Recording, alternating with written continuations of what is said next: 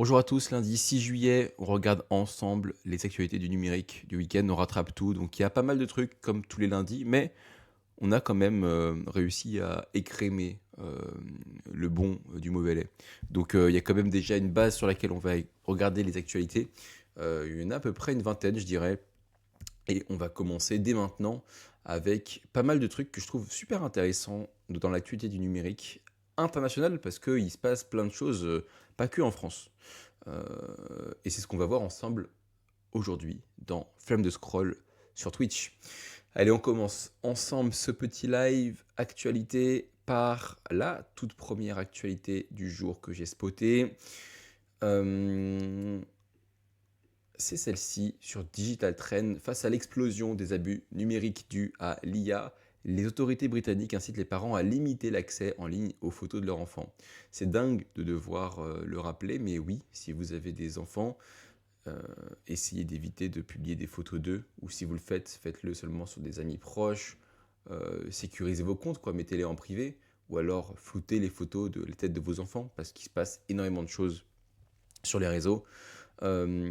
Et c'est là que le gouvernement, du coup, doit intervenir. Les parents qui publient les photos de leurs enfants en ligne sont invités à reconsidérer cette pratique. L'Agence nationale britannique de lutte contre la criminalité et la Fondation Internet Watch ont publié de nouvelles recommandations incitant les familles à sécuriser leurs comptes sur les réseaux sociaux, les avertissant que les photos partagées publiquement sont de plus en plus souvent extraites et modifiées par des outils d'IA pour créer du matériel pédopornographique. Donc en gros, ce qui se passe, c'est qu'il y a des gens mal intentionnés qui vont prendre la photo de votre enfant et qui vont la passer dans un logiciel peu scrupuleux qui utilise de l'IA pour faire des trucs à votre enfant, j'imagine. Et c'est pour ça en fait que les autorités alertent sur ce sujet. Salut Guigui, t'arrives pas forcément sur le sujet le plus sympathique, mais, mais tu arrives. Les deux organisations affirment que la plupart des parents ignorent tout de ce phénomène. Les criminels n'ont plus besoin de contacter directement un enfant pour produire ce type de contenu. Ils peuvent extraire des informations d'une simple photo et la traiter à l'aide d'applications de nidification largement disponibles. C'est malheureusement ça, hein, mais c'est vrai. Hein. C'est dingue que ces applications-là soient pas bannies séance tenante avec des condamnations de partout, parce que malheureusement, j'imagine que c'est compliqué parce que c'est des gens qui sont dans des sociétés un peu écran, qui sont pas forcément faciles à récupérer. Mais c'est un cas, je trouve que c'est un truc de fou. Salut Licia. Donc voilà, si jamais vous avez si vous connaissez des darons qui ont des enfants et qui publient les photos publiquement, n'hésitez pas à leur faire parvenir ce message. En tout cas, cette news. L'IWF indique que les contenus abusifs générés par IA ont augmenté de 14% l'an dernier, avec plus de 8000 images et vidéos confirmées identifiées pour la seule année 2025. Parmi les cas recensés figurent des tentatives de chantage contre des adolescents et des sites web scolaires ciblés spécifiquement pour obtenir des photos de visages d'élèves, confirmant les conclusions d'un rapport précédent sur la manière dont l'IA générative a contribué à l'essor des contenus abusifs en ligne. Même sans l'IA permettre de photos. Ouais, bah oui, vraiment. Mais l'IA abuse. En tout cas, l'IA permet de maintenir encore plus ce genre de problématique, quoi, malheureusement. Et bonjour, mamie. Bonjour, mamie. Qui est là en live, mais qui était déjà en live ce vendredi, je crois. Excuse-moi, mes allergies me prennent le nez, alors que pourtant j'ai pris mon antihistaminique ce matin. C'est dire à quel point ça me gratte. Voilà, super news intéressante. News super intéressante, pardon, il faut la conserver à tout prix. Je pense que c'est important de diffuser ce message-là. Je pense qu'il y a beaucoup de parents qui ne sont pas conscients de ce qu'ils font avec ça. Et c'est normal, ils n'ont pas grandi avec Internet pour la plupart, hein, mais voilà. Si on pouvait pas faire passer le message, c'est cool. Et ma chère mère qui est également là. Bonjour maman. Donc voilà. Évitez de publier des photos d'enfants sur les réseaux. Par pitié. Par pitié. Midjourney veut que les studios hollywoodiens qui l'ont poursuivi en justice démontrent devant le tribunal comment ils utilisent l'IA. Alors ça c'est intéressant. En gros, je pense que Midjourney est en train de dire, vous m'avez poursuivi en justice, mais vous utilisez l'IA en fait. Donc il va falloir que vous assumiez.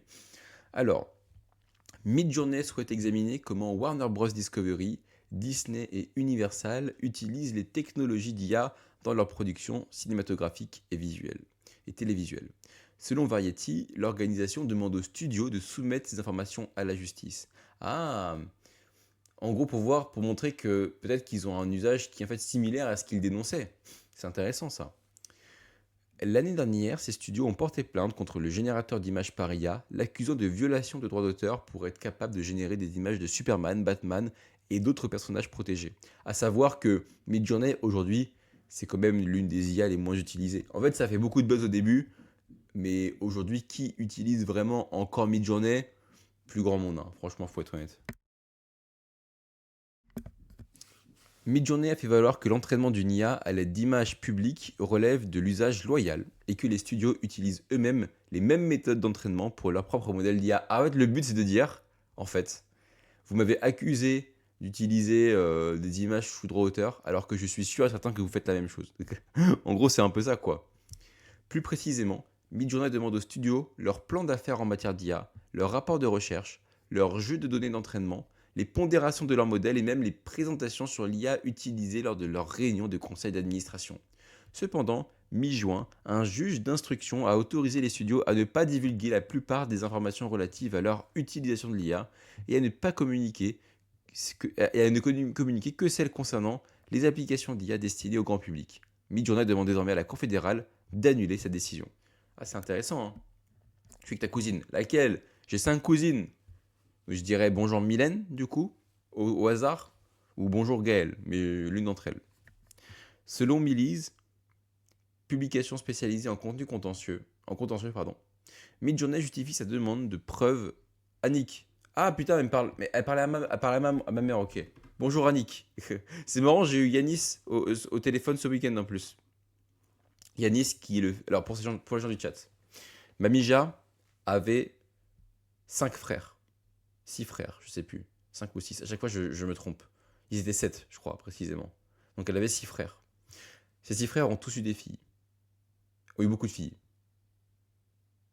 Notamment Annick. Annick, qui est du coup actuellement chez sa tante, donc ma grand-mère. 5, pardon, 5. 5. 5. Je sais pas d'où je sors le chiffre 7 dans ma tête. 5 frères. Et Annick a un fils du même âge que moi, qui s'appelle Yanis, avec qui je m'entends très bien, et qui est le cousin dont je vous ai déjà parlé, qui fait des clips de rap et tout. Mais en fait, on est un peu dans le même milieu, parce qu'aujourd'hui, il travaille aussi avec des créateurs de contenu, et il m'a appelé ce week-end pour qu'on bosse ensemble pour un créateur de contenu, en gros. Voilà. Donc on va bosser ensemble prochainement. En tout cas, on va essayer. On va essayer. Si le projet il fonctionne. Voilà. Et c'est marrant. Parce que du coup, on s'était pas eu au tel depuis 1 an et demi, je crois. On a eu du mal à se contacter à cause du boulot. Mais c'est bon parce qu'on reste quand même proche, genre on se donne des nouvelles par message et tout, mais en fait on n'arrive pas forcément à se voir. Salut petit Pincho. Bref, voilà, petite anecdote familiale. Si le générateur d'images peut démontrer que les studios eux-mêmes entraînent leurs modèles sur des œuvres protégées par le droit d'auteur, cela pourra fragiliser leur action en justice. Mais écoutez, c'est assez marrant, je trouve, comme actualité, une actualité juridique autour de l'IA. Donc voilà. C'est ce Yanis-là. Mon cerveau fait les connexions. Et oui. Voilà, voilà. Actualité juridique intéressante.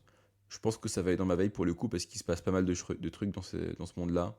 Et que pour le coup, ça a un intérêt, je trouve, cette action en justice de la part de Midjourney. Parce que c'est bien de critiquer l'IA, mais quand les entreprises qui portent plainte contre les IA font exactement la même chose, bah, ce serait peut-être intéressant de le montrer. En tout cas, ça a une valeur au moins médiatique, je pense.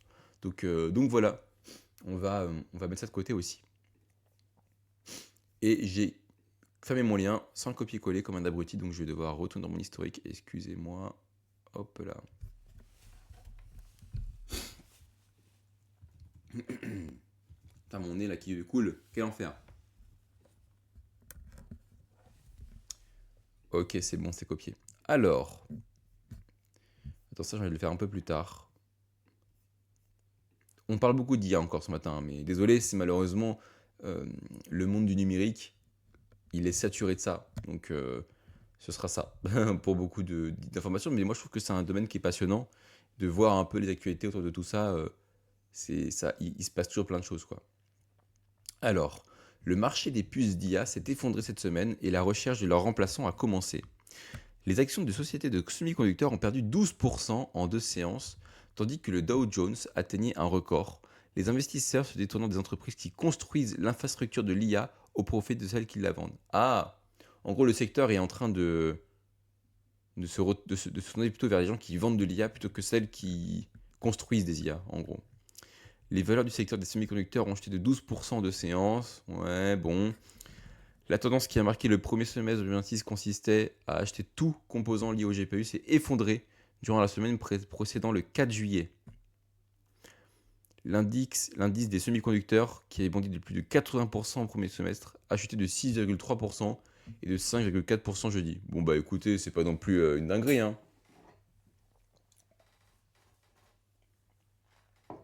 T'as du Sterimar pour faire des nettoyages de nez? Bah malheureusement, j'ai que juste des antihistaminiques à sucer. Ok, alors que les valeurs des fabricants de semi-conducteurs s'effondraient, le Dow Jones, je sais pas ce que c'est ce truc-là. En fait, ça me paraît des news trop techniques, ça, pour le coup. Alors, juste ça, ça peut être intéressant. Cette rotation ne traduit pas un désintérêt pour l'IA, mais plutôt une réévaluation des sources de rendement. Ouais, c'est trop technique, ça. On va pas le mettre de côté, pour le coup. Trop technique, trop lié à la bourse, ça, on zappe.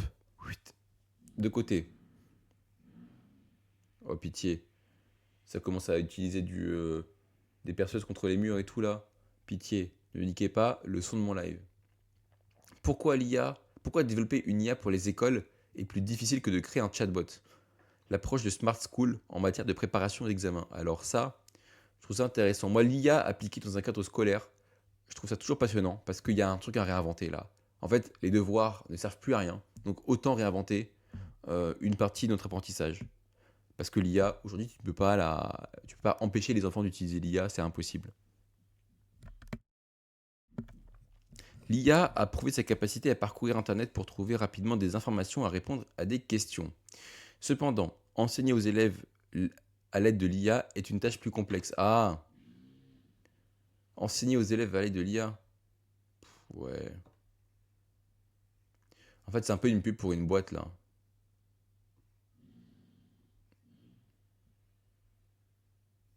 C'est un peu une pub pour une boîte, ça m'intéresse pas trop en fait, je crois.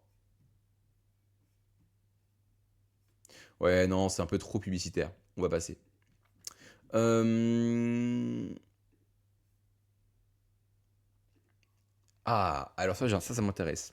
Quelqu'un sur Polymarket sait-il que Poutine va tomber? En fait, Polymarket, pour rappel, c'est un site de prédiction d'événements, d'actualité, en gros. Donc tu peux dire, par exemple, je pense que demain, il fera 40 degrés. Et potentiellement, tu peux gagner de l'argent là-dessus. C'est un site qui est très grave parce que du coup, il y a des personnes, il y a beaucoup de conflits d'intérêts, dans le sens où il y a des personnes qui sont au courant. Alors non, des délits d'initiés, pardon. En gros, des personnes qui sont au courant d'informations qui ne devraient pas être publiques et qui vont parier dessus à l'avance. Et en fait, du coup, tu sais en fait en fait, du coup, tu peux savoir qui sont des tricheurs, qui ont des infos, quoi. Par exemple, quand Trump a envahi l'Iran, bah, il y a des personnes qui ont parié dessus et qui provenaient vraisemblablement du gouvernement américain. Et du coup, en fait, on se dit que c'est des gens de l'inside, quoi. Et du coup, il y a beaucoup de personnes aujourd'hui qui regardent s'il y a des insiders qui sont en train d'essayer de parier sur des trucs pour se faire de l'argent, alors qu'ils sont pas censés faire ça, quoi. Et là, visiblement, il y a des gens qui parient sur Poutine. Alors, plus tôt cette année, un scandale majeur a secoué le monde des marchés de prédiction après qu'un compte a misé 20 000 dollars sur une attaque imminente sur le sol vénézuélien. Voilà, vous voyez. Quelques heures plus tard, le président américain Trump a donné l'ordre de lancer une frappe militaire, une invasion qui a vu le président vénézuélien Nicolas Maduro être enlevé par des soldats américains. Le déni d'initié, hein, ça s'appelle comme ça. Monnaie courante gangrène depuis longtemps les plateformes comme Polymarket et Kalshi. Même des événements tragiques tels que des incendies dévastateurs et des conflits meurtriers sont exploités.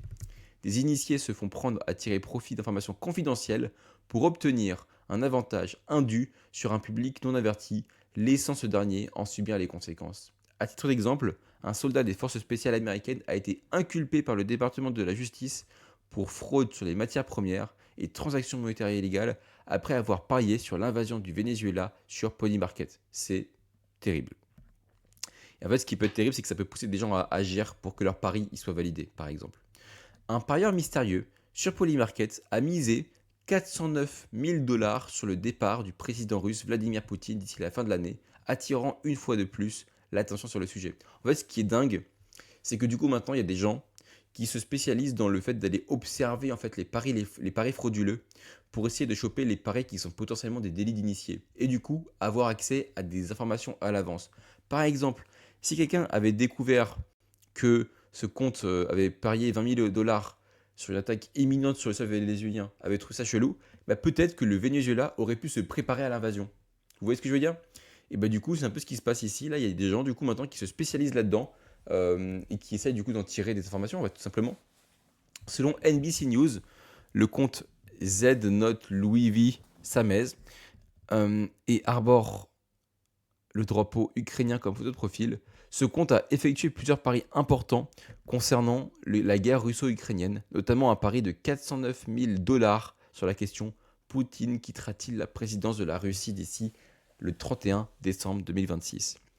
D'après les mises globales des utilisateurs, il y a actuellement 11% de chances que Poutine soit destitué d'ici la fin de l'année, ce qui est quand même très peu. Bien sûr, un pari aussi important est loin de garantir que Poutine ne sera plus président, que ce soit par destitution ou par démission. D'une part, Poutine n'est pas candidat à sa réélection avant 4 ans, et compte tenu des antécédents du pays, le processus démocratique n'est de toute façon pas vraiment respecté, c'est vrai. Cette nouvelle survient alors que Moscou a été la cible de nouvelles frappes de drones ukrainiennes. Ok. Et du coup, bref, il y a des gens, bien qu'aucun élément ne laisse présager une éviction imminente, l'ampleur des opérations d'initiés sur Polymarket confère au moins une certaine crédibilité à ce pari colossal. Dans le même temps, la guerre en Ukraine ne montre aucun signe d'apaisement. Ok. Et ben écoutez, ça se trouve, cette personne a parié juste. C'est terrible hein, de voir que maintenant il y a un marché qui se fait là-dessus. Tout est décidément capable de devenir un produit financier, quoi. Voilà. Et là maintenant, il y a même des gens qui se spécialisent là-dedans, hein, comme je l'ai dit, hein. Il y a même des personnes là qui aujourd'hui font payer leur expertise d'analyse sur Polymarket, sur les sites comme ça, en fait, pour essayer de trouver des délits d'initiés et montrer des informations auxquelles les gens ne sont pas censés être au courant, quoi. Donc voilà, c'est intéressant. Et du coup, je le mets de côté. Ouais. Alors, ça pareil, c'est ultra intéressant aussi. C'est l'Europe qui s'attaque à l'industrie du jeu vidéo, mais qui s'attaque, je trouve, de la bonne manière. L'Europe s'attaque donc aux lootbox et l'industrie du jeu vidéo se prépare. Les lootbox, pour ceux qui ne connaissent pas, en gros, c'est dans un jeu vidéo, tu achètes une boîte virtuelle et en fait, dedans, tu peux avoir des gains virtuels aléatoires. Et il y a beaucoup de gens qui disent qu'en fait, ça s'apparente à du jeu d'argent au final. Et du coup, il y a eu quelques pratiques. Enfin, ça a été un peu, on va dire, ça a été, on va dire, encadré un petit peu. Et il y a des gens qui demandent encore plus d'encadrement là-dedans. L'industrie du jeu vidéo se prépare à une vague de réglementation européenne. Celle-ci pourrait limiter les jeux auxquels jouent les enfants et coûter des milliards d'euros au secteur en perte de vente. Un ensemble de réglementations européennes vise à encadrer la vente de jeux vidéo aux mineurs. Les lootbox sont la principale cible selon Bloomberg. Cette évolution pourrait freiner les ventes mondiales. Les autorités craignent que les enfants aient accès à des jeux non adaptés à leur âge. Parce que oui, le problème des lootbox, c'est qu'en plus, c'est souvent les enfants qui y ont accès, quoi. Les lootbox sont des coffres au trésor payants qui distribuent des objets numériques aléatoires. Les critiques les considèrent depuis longtemps comme une forme addictive du jeu de hasard. Elles génèrent également des revenus considérables. D'après une étude de S&P, les mécanismes basés sur le hasard ont rapporté environ 23 milliards de dollars aux entreprises de jeux vidéo dans le monde l'année dernière. Donc c'est une manne financière absolument énorme. Les règles se durcissent. En juin, l'organisme pan-européen d'information sur les jeux a commencé à classer tout jeu contenant des lootbox comme inadapté aux moins de 16 ans. L'UE souhaite aller plus loin. Les législateurs envisagent une interdiction pure et simple des lootbox dans les jeux accessibles aux enfants. La loi sur l'équité numérique qui contient cette mesure devrait être adoptée l'année prochaine. Je sais pas comment est-ce qu'ils peuvent faire pour interdire ça. Je sais pas. En fait, je sais qu'à Bruxelles, par exemple, en Belgique, c'est déjà une loi qui est en vigueur. Et que, par exemple, du coup, il y a un jeu qui s'appelle Star Wars Battlefront 2, avec énormément de lootbox qui a été interdit. Et du coup, littéralement, tu ne peux pas jouer au mode multijoueur, parce que c'est souvent le mode multijoueur, tu ne peux pas jouer au mode multijoueur de ce jeu-là en Belgique. Donc, ouais, je sais pas. En fait, ce qui est chaud, c'est qu'en fait, il y a beaucoup de gens qui sont addicts à des jeux. En fait, parce que pour le coup, l'addiction à certains jeux vidéo existe, hein, mais c'est comme être addict au casino, en fait. Et, euh, et je pense qu'en fait, là, tu risques de créer une vague de bannissement qui pourrait rendre des gens fous, en fait. Parce qu'ils ont passé des heures et des heures à parier là-dessus, à acheter des jeux vidéo, des contenus sur ces jeux vidéo-là. Imagine, du jour au lendemain, ils perdent l'accès à ces contenus-là, à ces jeux-là. Mais tu vas créer des suicides, en fait. Donc, je pense qu'il faut faire très attention à ça. Au Royaume-Uni, la loi sur la sécurité en ligne oblige déjà les créateurs de jeux à vérifier l'âge de leurs clients. Une interdiction des réseaux sociaux pour les moins de 16 ans proposée à cet effet pourrait concerner des plateformes comme Roblox. Oui, parce que du coup, c'est vrai qu'aujourd'hui, bah en fait, t'as des plateformes, t'as des jeux qui ressemblent de plus en plus à des plateformes sociales. Comme Roblox, c'est un peu ça, tu vois. Donc en fait, si tu veux interdire les réseaux sociaux aux jeunes, ce qui n'est pas mon cas, hein, mais bon, voilà, et bah, du coup, les jeux vidéo sont aussi dans la ligne de mire. La crainte principale est d'ordre financier, oui, bah ça on a bien compris. Bref, voilà. Écoutez, c'est intéressant, je suis pas sûr de le mettre, mais je vais quand même le garder de côté parce que ça reste quand même du numérique, même si c'est du jeu vidéo. Ouais, gros, ça fait longtemps, ça va. Bonjour, Alex Tasty. Ça va et toi?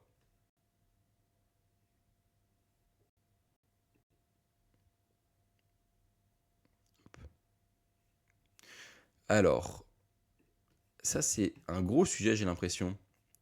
Ou gros sujet. Ouh là là là là, immense sujet même. Je pense que c'est pas. Je sais pas si c'est vraiment pour moi ça. Bon. Comment l'IA va changer le langage? On va pas tout lire, hein. Je vais essayer de le lire entre guillemets en. Un peu en, en diagonale. Ouais, mais là c'est trop écrit en fait. C'est le problème, c'est que moi je vais chercher plutôt des news résumés là. Et là c'est un peu trop écrit.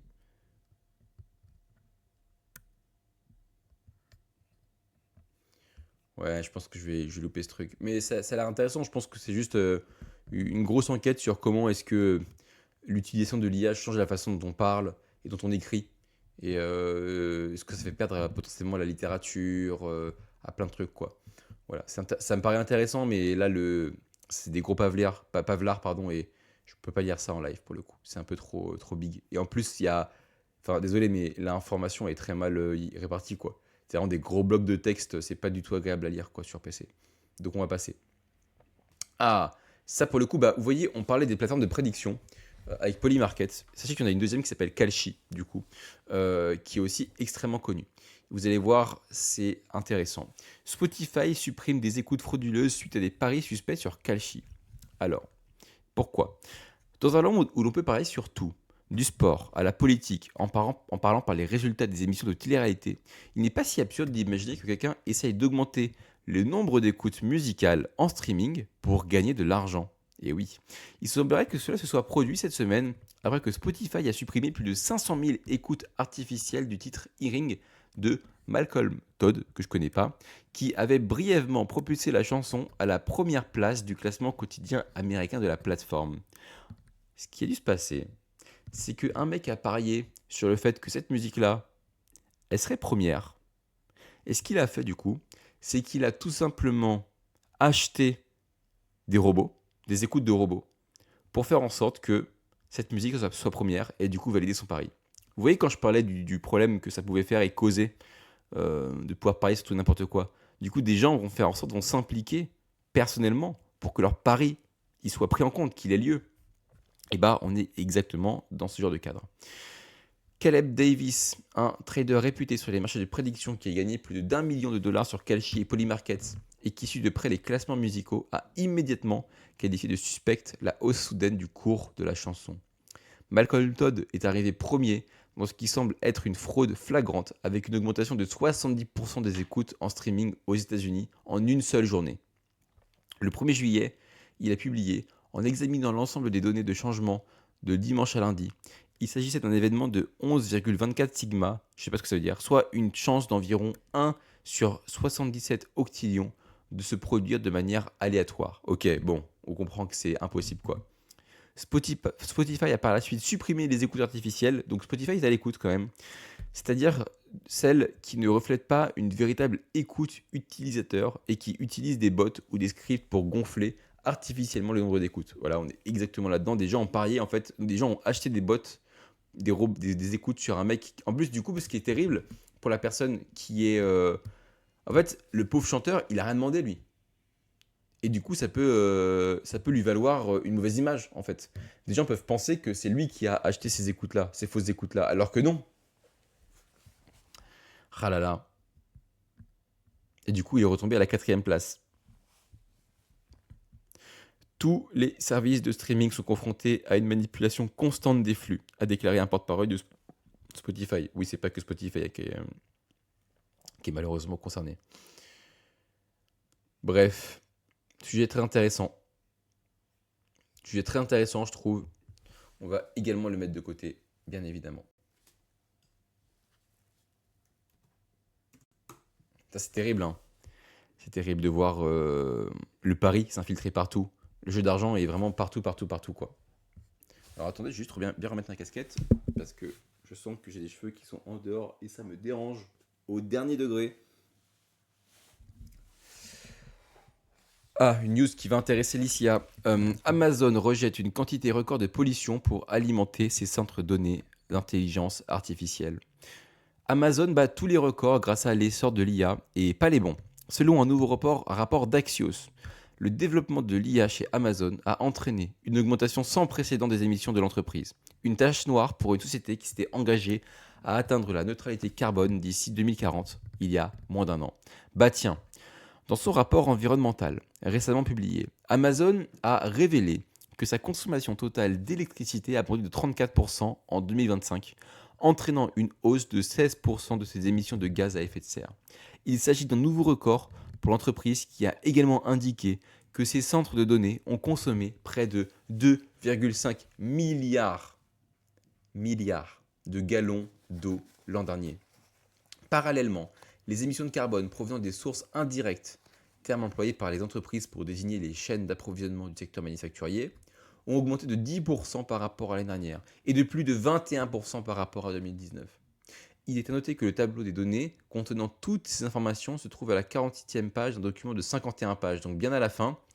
Amazon s'efforce habilement d'anticiper ses conclusions en lançant des initiatives à grand spectacle, ciblant des enjeux flous, comme un engagement à lutter contre la montée en puissance des superpolluants, ce qui veut absolument rien dire si tu ne dis pas concrètement ce que tu vas faire.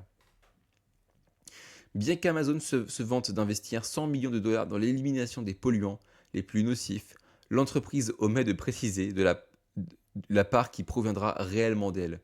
Car signé en mars dernier, cet engagement en faveur de la réduction des polluants est une opération de greenwashing menée par des sociétés comme Google, Figma, Salesforce et JP Morgan, et l'on ignore quelle sera la contribution d'Amazon. Ah En fait, ils disent qu'elle fait partie, en fait, elle fait partie des 100 millions de dollars, mais en fait, elle dit pas à hauteur de combien est-ce qu'elle a donné, quoi. Putain, c'est fou. C'est fou. C'est fou. À la lecture du rapport, il apparaît clairement que de telles initiatives visent à donner une image vertueuse à Amazon tout en augmentant discrètement la pollution à son propre profit. Et bah écoutez, ça pareil, il faut s'en saisir, il faut foutre Amazon, le nez d'Amazon dans sa propre merde, et du coup, je vais diffuser cette information. L'Argentine, le plan argentin d'entreprise gérée par IA ne peut toujours pas se passer d'humain. Ah oui, peut-être que vous n'avez pas vu passer ça, mais l'Argentine a fait passer un projet de loi qui autorise des IA à posséder et à gérer des entreprises sans personne, sans qu'il y ait d'humain derrière. En fait, c'est juste un coup de communication parce que aujourd'hui, on apprend qu'en fait, c'est impossible qu'une IA gère toute seule une entreprise. Ça n'existe pas. Ça n'existe pas, c'est impossible. Mais en fait, c'est un coup de com pour montrer, regardez, tout est dérégulé en Argentine, quoi. C'est les libertariens, en fait. C'est ça, c'est la pensée libertarienne, en gros, qui fait son œuvre, quoi, globalement. Voilà. Voilà. Vive l'Argentine, hein. Le gouvernement argentin souhaite autoriser une entreprise à exercer son activité sans personne à sa tête. Et il a soumis au Congrès un projet de loi visant à légaliser cette pratique. La proposition crée une nouvelle catégorie appelée société non humaine, une entité gérée par des agents IA ou des robots capables de signer des contrats et de détenir des actifs de manière autonome. les actionnaires humains étant facultatifs et non obligatoires. Je ne comprends pas du coup même le but, l'incitation, enfin, pourquoi est-ce qu'une IA pourrait gérer, en fait, pourquoi est-ce qu'on devrait des données. En fait, ce qui m'énerve, c'est que du coup, une IA commencerait à avoir des intérêts. Si une IA possède une entreprise qu'elle veut faire fructifier, une IA commence du coup à avoir des intérêts. Alors que une IA n'est pas censée avoir d'intérêt.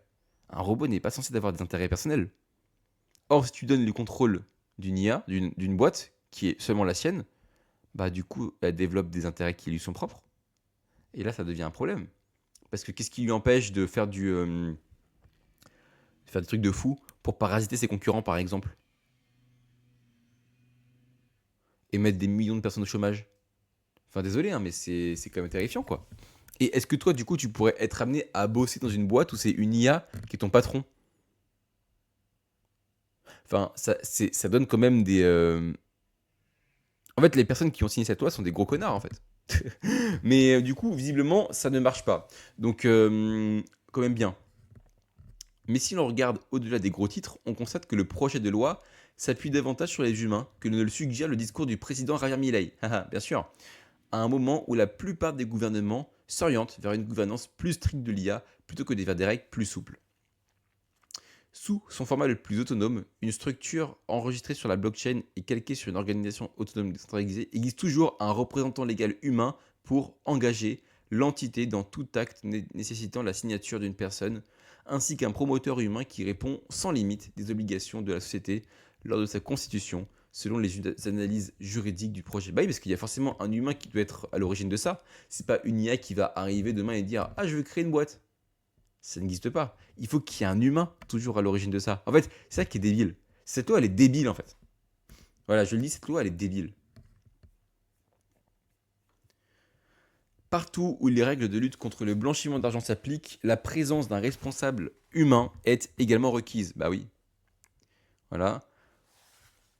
La concurrence est rude. Le gouvernement de Milei souhaite faire de l'Argentine la juridiction de prédilection des entreprises d'IA qui préfèrent s'affranchir de toute autorité de régulation et de tout conseil d'administration humain. Ça donne envie d'aller vivre en Argentine, hein. L'Argentine, elle a l'air d'être un pays très équilibré, avec des politiques vraiment qui sont super, comme ça, qui ont beaucoup d'idées. Quelle bande d'abrutis. Quelle bande d'abrutis. Tiens, le directeur général de Microsoft AI a pris position dans le même sens, écrivant que les agents IA ne méritent pas plus de statut juridique qu'un ordinateur portable, et citant son propre essai récent dans lequel il soutient que les développeurs devraient activement résister à toute illusion selon laquelle leur système serait des quasi-personnes méritant des droits. Mais oui, ce ne sont pas des personnes, ce sont des algorithmes, ce sont des ordinateurs, en gros, voilà. Bah, écoutez, c'est un sujet qui est super intéressant, je vais mettre dans ma veille. Voilà, hop.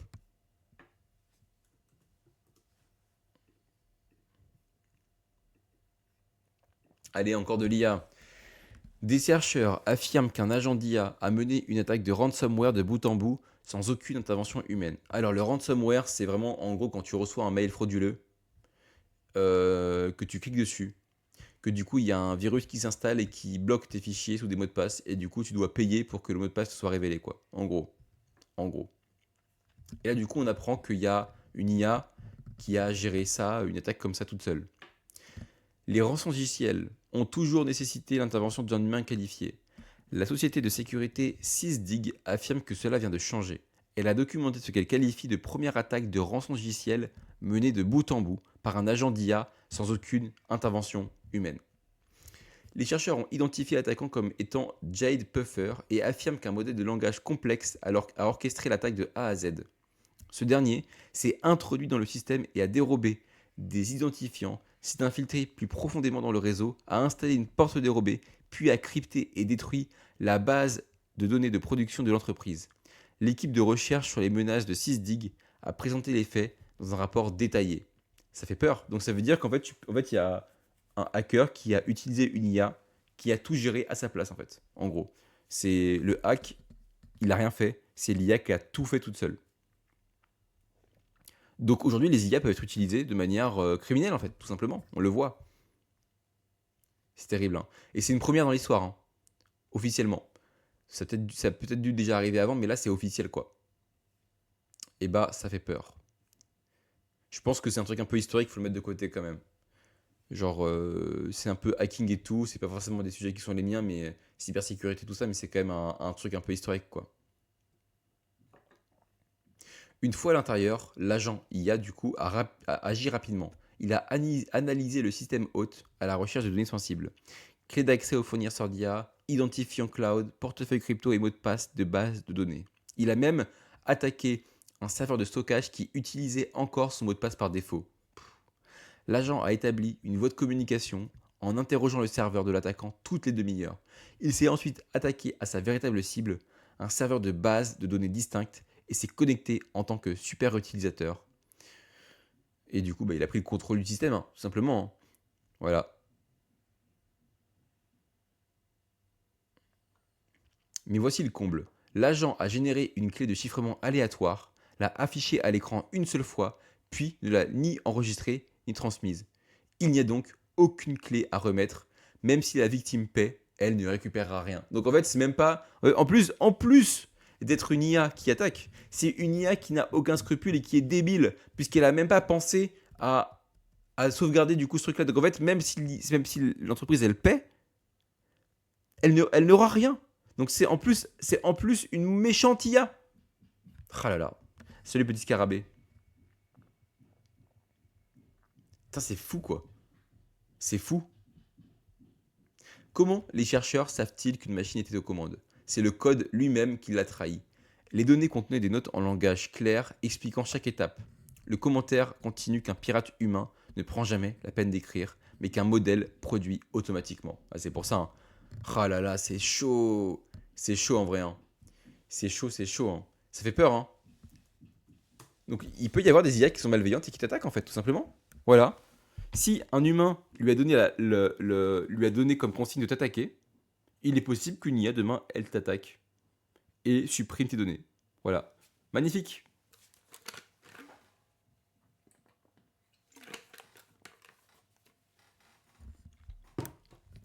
On comprend pourquoi dans Cyberpunk, les IA ont été interdites. Et bientôt, quand vous aurez des implants neuronaux, parce que figurez-vous que c'est un truc qui est vraiment en train d'être développé, hein, pour avoir accès à Internet depuis ton cerveau, imagine il y a un virus qui s'infiltre là-dedans. Bah tu peux mourir, en fait. Tu peux mourir, en fait. Parce que du coup, là, t'as un implant qui est dans ta putain de tête, en fait. C'est dans ta tête. Donc tu peux crever, en fait. Voilà. Super. Ah bah tiens, on parlait du climat de Amazon. Et bah là, c'est Google maintenant dont on va parler. La même dans Dune. Oui, c'est vrai. C'est vrai, c'est vrai. Google admet avoir manqué ses objectifs climatiques une fois de plus à cause de l'IA. Super. La consommation d'électricité et les émissions de Google ont explosé l'an dernier en raison du développement agressif de son infrastructure d'IA, selon le dernier rapport d'impact environnemental de l'entreprise. Au top. Je sais plus si j'ai dit bonjour petit scarabée, mais en tout cas, je l'ai pensé très fort, sache-le. Le principal changement qui modifie notre impact environnemental est l'expansion de notre infrastructure technique. Bon, moi, ça va là.